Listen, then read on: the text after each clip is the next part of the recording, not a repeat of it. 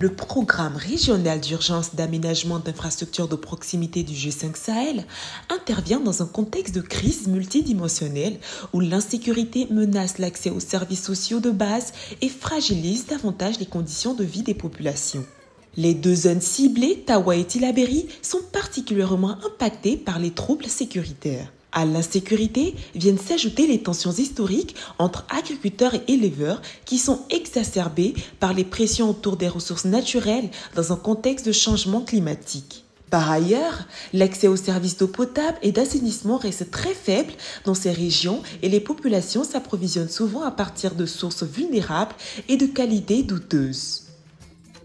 Face à cette montée d'insécurité, il était très important de soutenir les services sociaux de base, l'accès des populations à la santé, à l'eau, à l'éducation. Et ceci se fait dans le cadre d'un programme appelé le programme de développement d'urgence, développé par les pays de la sous-région affectés par l'insécurité. Il a été très important de se focaliser sur le secteur de l'eau, mais aussi de l'assainissement et troisièmement sur l'hydraulique pastorale. Donc c'est un programme qui en même temps offre et rétablit l'accès aux services de base dans ces zones, mais en même temps c'est un facteur d'apaisement et de prévenir et de gérer les conflits.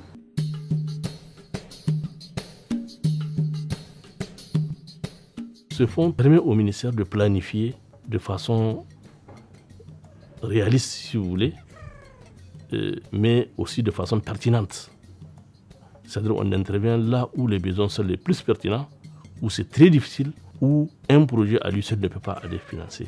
On parle d'un programme substantiel, 10 millions d'euros, dont 8 millions financés par l'Union européenne à travers le fonds fiduciaire et 2 millions financés par le Royaume des Pays-Bas. Ce financement a contribué d'un côté à rétablir les services de base, mais également à consolider l'économie locale à travers l'emploi des entreprises locales et également à renforcer les capacités du ministère de l'Hydraulique. Le plan de l'alimentation en eau potable des populations.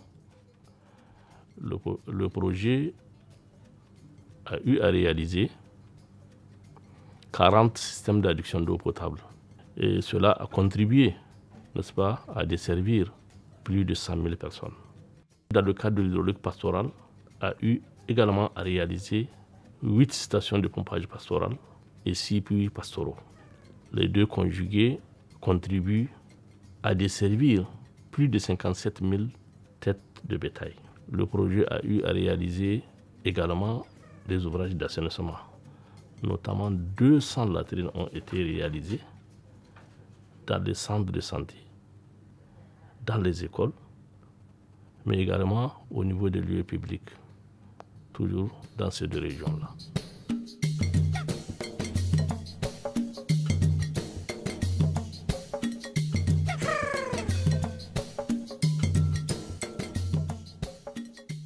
Amfanin samun ruwa suna tare da rayuwa, kuma in an same su sa a ji daɗi, saboda in babu su ba a jin daɗi. Ruwa in sun samu kaga rayuwa ta samu, komai mutum shi na iya yi, inda shi na ko ni da tsohuwa gani a aikin nan.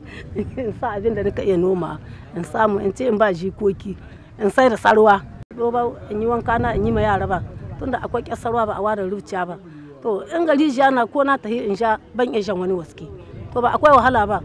Kuma in wangana na kafa kaga ban iya shan shi babu ƙarfi, amma in mu ya akwai ƙarfi duk sai in ba ko gidan ruwa to kaga unhani ya samu wurin nan.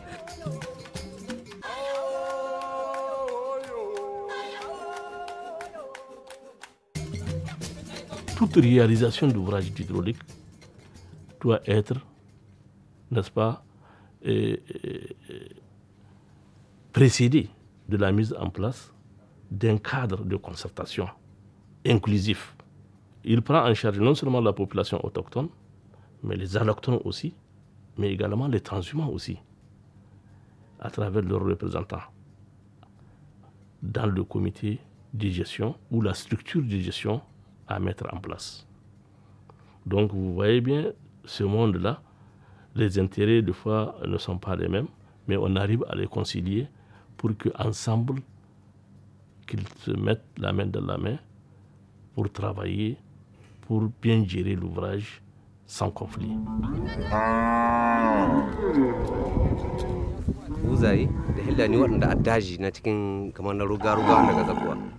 To in muka tashi za a ɗaukar ruwan nan sai mu ɗibi ɗan lokaci wanda mu gari za mu ɗauka. Sai mutum ya zaka ce ai rijiya ce shi ma sai ya sha.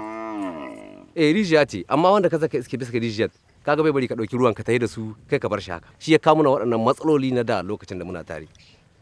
To amma yanzu insha Allah wannan matsalolin sun kau. Saboda akwai ruwan, akwai inda zaka ba bisa ba mai hana ka. Akwai inda zaka ɗiba da za a sai suwa da bari ruwa babu wanda ke hana ka. In ka zaka lokacin da ka zaka lokacin aka baka.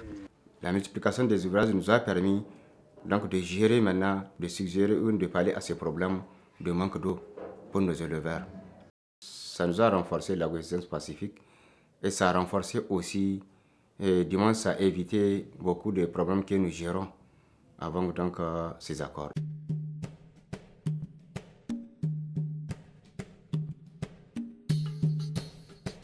La perspective est de continuer avec cette approche, de continuer à mettre en place ce que nous appelons le triple nexus, paix, développement, humanitaire.